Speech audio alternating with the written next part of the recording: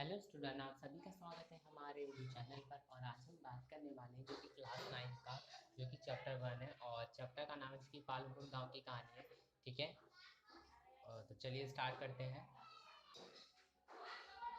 और जो कि ये अर्थशास्त्र के बुक से, ठीक है, तो चलिए स्टार्ट करते हैं। और कॉपी और पेन निकाल लें, ठीक है, और मैं क्वेश्चन भी बोलूँगा, ठीक है, और इसके आंसर आप भी लिखेंगे, ठीक है, और थोड़ा समझते भी चलेंगे, ठीक है। चलिए स्टार्ट करते हैं अवलोकन। अब इस कहानी से उद्देश्य उत्पादन से संबंधित कुछ मूल विचार हैं जिससे परिचय कराना है। ऐसे हम एक काल्पनिक गांव में पालमपुर की कहानी के माध्यम से कर रहे हैं, ठीक है। तो जो कि यहाँ पे गांव है जो कि पालमपुर गांव की एक कहानी है, ठीक है। चलिए तो स्टार्ट करते हैं, हम जो कि इसके बारे में परिचय कर चुके हैं। तो पालमपुर में जो कि मुख्य क्रिया जबकि अन्य कई क्रिया से लघु लघु विमान डेयरी परिवहन आदि सीमित स्तर पर की जाती है। इस उत्पादन क्रियों के लिए विभिन्न प्रकार के संसाधनों एवं आवश्यकता होती है।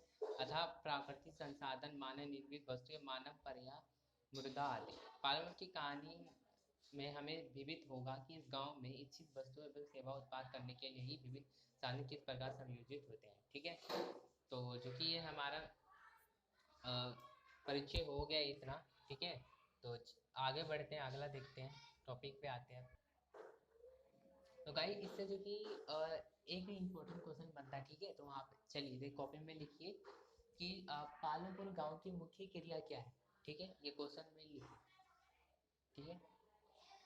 चलिए अब इसके मैं आंसर बताता हूँ। यहाँ से लिखिए पालमपुर की मुख्य क्रिया जबकि अन्य कई क्रिया हैं, जैसे कि पहला है लघु निर्माण, डेयरी है और परिवहन है, ठीक है। ये तीन क्रिया याद रखेंगे यहाँ से यहाँ तक, ठीक है। हो गया आपका पहला क्वेश्चन। चलिए आगे बढ़ते हैं। अब शुरू करते हैं अब यहाँ से परिचय, ठीक है। वो तो थोड़ा सा जानकारी था। पालनपुर गांव में पड़ोस की गांव में जो कि कस्बों में भली भांति जुड़ा है हुआ है। एक बड़ा गांव है रायगढ़, पालनपुर से 3 किलोमीटर पर दूर पर है, ठीक है।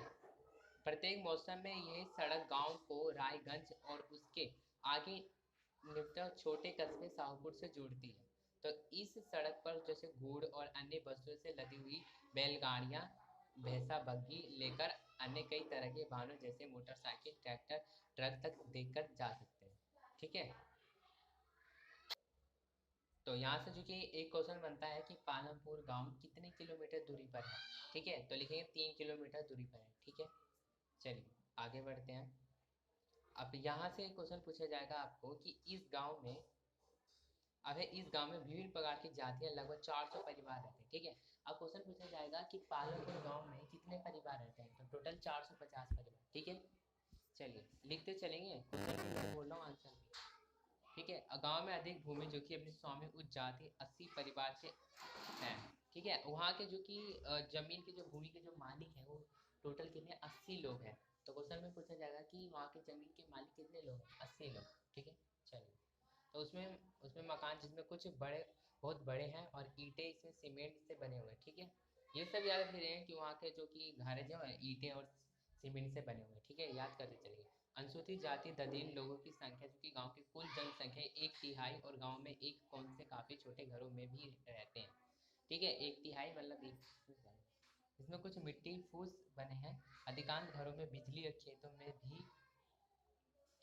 भी ये रहा, नुपुल की बिजली से चलते हैं। इससे उपयोग विभिन्न प्रकार के छोटे कार्यों के लिए भी किया जाता है। पालमपुर में 2 प्राथमिक और एक हाई स्कूल है और एक गांव में एक राष्ट्रीय प्राथमिक केंद्र है और एक निजी शौचालय है और एक जहाँ 2 गाड़ी उपचार देते हैं, ठीक है,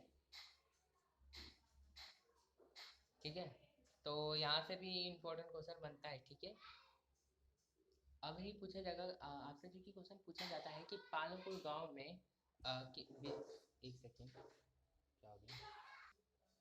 और यहाँ पे जो कि ये भी ध्यान रखना कि अधिकांश घरों में लोगों के पास बिजली है, ठीक है। खेतों में जो कि यहाँ से ये रहा, खेतों में जो कि निपुल बिजली से ही चलते हैं और इस प्रकार के उपयोग विभिन्न प्रकार के छोटे कार्यों के लिए भी किया जाता है, ठीक है। मतलब कोई काम वाम रहेगा तो बिजली का उपयोग करके ये कर देते हैं। अब है पालमपुर में जो कि 2 प्राथमिक स्कूल है। अब ये यहाँ से याद रखना, ठीक है, क्वेश्चन लिखे, एक सेकेंड। ये पालमपुर में 2 प्राथमिक स्कूल है और एक हाई स्कूल है और गांव में एक राजकीय प्राथमिक स्वास्थ्य केंद्र है, एक निजी औषधालय है और जहां रोगियों का उपचार किया जाता है, ठीक है। तो पालमपुर में क्या सुविधाएं हैं, ठीक है। क्वेश्चन आपसे पूछा जाएगा कि पालमपुर गांव में क्या सुविधाएं हैं, ठीक है।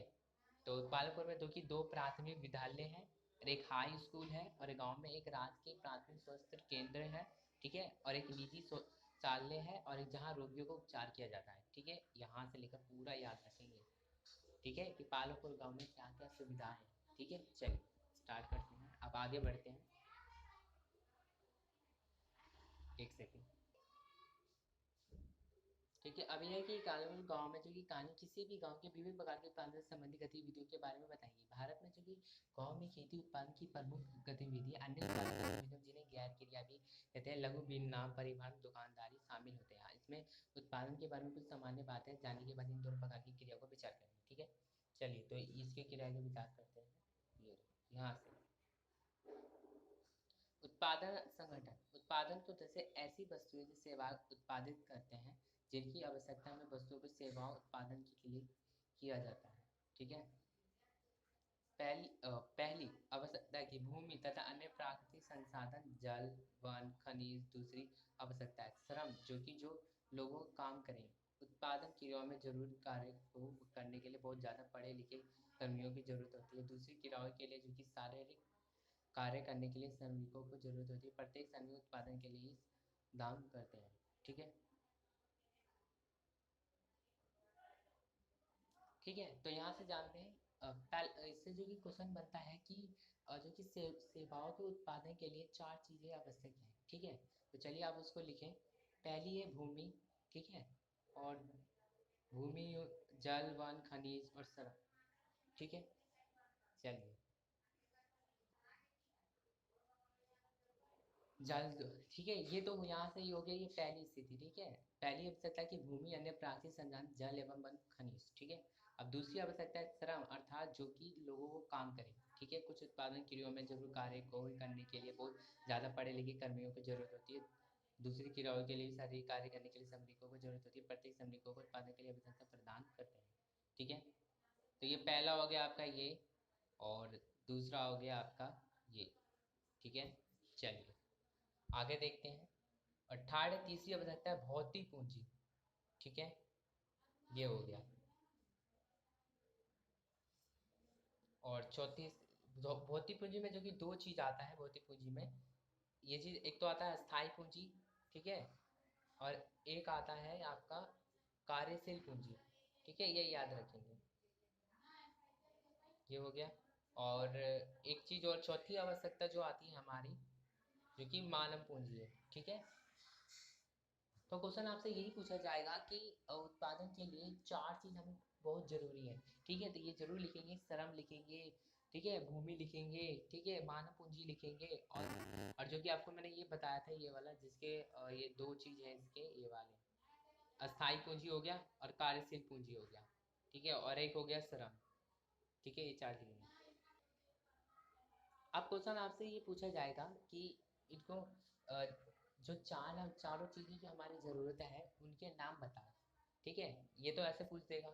और अगला है इस तरह से पूछेगा कि जो चार चीज़ें हमें ज़रूरत है उसको थोड़ा मतलब डिफाइन करके बताओ, थोड़ा एक्सप्लेन करके बताओ, ठीक है। तो एक्सप्लेन बस यहाँ से कर देंगे, ठीक है। अगर पूछे कि भूमि के बारे में एक्सप्लेन करो, बस लिखेंगे अन्य प्राकृतिक संसाधन जैसे जल वन खनिज, ठीक है, ये हो गया एक्सप्लेन, ठीक है, मतलब कि उसके बारे में कुछ बताना है, ठीक है, ये लिखेंगे। दूसरा लिखेंगे दूसरी आवश्यकता है श्रम, तो लिखेंगे श्रम के बारे में एक्सप्लेन करेंगे, ठीक है, अर्थात जो कि लोग काम करें, कुछ उत्पादन क्रियाओं के जरूर कार्य करें और काम करने के लिए बहुत ज़्यादा पढ़े लिखे कर्मियों की जरूरत होती है, ठीक है। बस इतना ही लिखेंगे, ज़्यादा देर नहीं लिखेंगे, ठीक है। अब आगे लिखते हैं। अब आता है तीसरी स्थिति में दो चीज़ आता है, एक भौतिक पूंजी में, भौतिक पूंजी के बारे में एक्सप्लेन करें, ठीक है। तो भौतिक पूंजी का एक्सप्लेन करेंगे तो सबसे पहले हम एक अस्थाई पूंजी होता है, ठीक है, भौतिक लिखेंगे फिर स्थायी पूंजी करके लिखेंगे। जैसे औजार मशीन भवन, औजार मशीन अत्यंत असाधारण, जैसे किसान का हल लेकर जो कि प्रगति मशीन जैसे जनरेटर टायर वाइन कंप्यूटर आदि आते हैं। औजार मशीनों में भवनों उत्पादन में कई वर्षों का उपयोग होता है, इन्हें स्थायी पूंजी कहते हैं। मतलब ये कई वर्षों तक उपयोग होता है तो इसको अस्थायी पूंजी कहते हैं। बस यहाँ से लिखेंगे कि ये कई वर्षों तक उपयोग होता है, उसे अस्थायी पूंजी कहते हैं, ठीक है। अब आता है एक और, अब आता है कार्यशील पूंजी क्या है, ठीक है। ये होता है कि कार्यशील पूंजी होता है ना कि मतलब इसको हमने यूज कर लिया, यूज करने के बाद हमने इसको छोड़ दिया। जैसे कि कच्चा माल, नगद मुद्रा। उत्पादन में कई प्रकार के कच्चे माल आवश्यकता होती है, जैसे बुनकर द्वारा किया जाने वाला सूत, कुम्हारों जैसे प्रयोग में लाई जाने वाली मिट्टी। उत्पादन द्वारा भुगतान को जरूरी है, माल खरीदने के लिए कुछ ऐसे पैसे भी आवश्यकता होती है, जैसे कच्चा माल, नगद पैसा। कार्यशील पूंजी कहते हैं औजार, मशीनों तथा भवनों की विभिन्न चीजों उत्पादन के लिए दोहराई से समाप्त कर देता है। तो इसके शॉर्ट पे लिखेंगे, ठीक है, कि यहाँ से पहले यहाँ से लिखेंगे कि औजार, मशीनों तथा भवनों से विभिन्न चीजें उत्पादन क्रिया के दौरान ही इसे समाप्त कर देता है, जिसे हम कार्यशील पूंजी कहते हैं। ठीक है, पूछेगा कि कार्यशील पूंजी किसे कहते हैं, यहाँ से पहले यहाँ लिखेंगे, ठीक है, फिर यहाँ से फिर यहाँ लिखेंगे, ठीक है, और एक उदाहरण ये दे देंगे, क्या बोलते हैं, मिट्टी। ठीक है, चलिए अब आगे बात है चौथी स्थिति। एक ऐसी आवश्यकता होती है जिसमें आपको स्वयं उपभोग हेतु या बाजार से बिक्री हेतु उत्पादन करने के लिए भूमि, श्रम और भौतिक पूंजी एक साथ लेकर योग बनाने के लिए ज्ञान, उद्यम आवश्यकता पड़ती है, जिसे आजकल से मानव पूंजी भी कहते हैं। ठीक है, इसमें वर्ष 1960 में आज तक जुताई अंत भूमि क्षेत्र कोई भी विस्तार नहीं हुआ। इससे तक गांव की कुछ बंजर भूमि एवं कृषि योग्य भूमि बदल दिया गया है। नई भूमि को जो कि खेती योग बनकर कृषि उत्पादन को लेकर बढ़ावा कोई भी गुंजाइश नहीं है। ठीक है, तो ये तो हमारा यहीं तक समाप्त हो गया, तो इसके बारे में थोड़ा सा। ठीक है, और बच्चों के अब इसमें बस इतना लिखेंगे कि इसमें यदि हम स्वयं उपभोग करते हैं हेतु बाजार से बिक्री हेतु उत्पादन के लिए भूमि, श्रम और भौतिक पूंजी को एक साथ करने के योग बनाने के लिए ठीक है, तो यहाँ से लेकर यहाँ तक लिख लेंगे। ठीक है, डेफिनेशन पूरी है ये। ठीक है, आज के लिए बस इतना ही। तो प्लीज़ गाइस चैनल को जरूर सब्सक्राइब करना, लाइक करना और शेयर करना। ठीक है, सो थैंक यू।